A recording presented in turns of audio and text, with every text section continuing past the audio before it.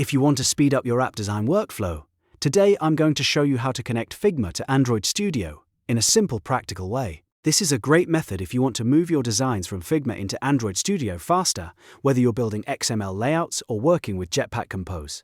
And if this tutorial helps you, make sure to hit like and subscribe for more easy app development guides just like this. Let's get into it. The first thing you need to do is open your design in Figma. Go to the file that contains the screen or UI section you want to bring into Android Studio. This could be a login page, a settings screen, a button layout, or even a full app mockup. Once your design is open, take a moment to make sure your layers are organized, because cleaner design files usually export better. Next, look at the top menu and click on Plugins or Actions.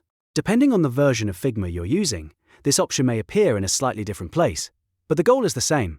You want to find a tool that can convert your design into Android-friendly code. In the search bar, type in an export tool such as CodeETA. Log in to CodeETA and return to Figma. Select Android XML as framework. Select Web Platform also. Click Export UI Code and wait for it to generate. Now open your project in Android Studio. Make sure you're inside the correct module and file where you want the design to go. If you're using XML, paste the code into your layout files.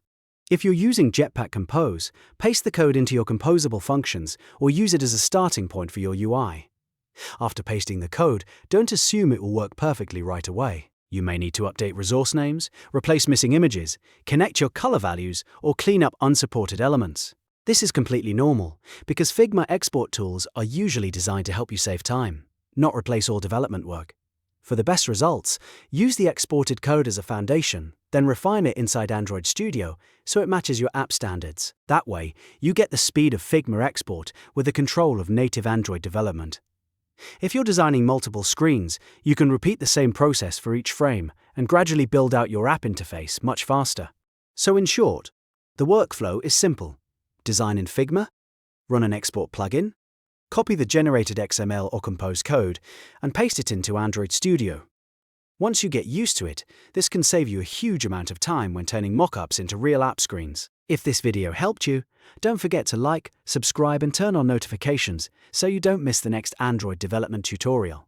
Thanks for watching, and I'll see you in the next one.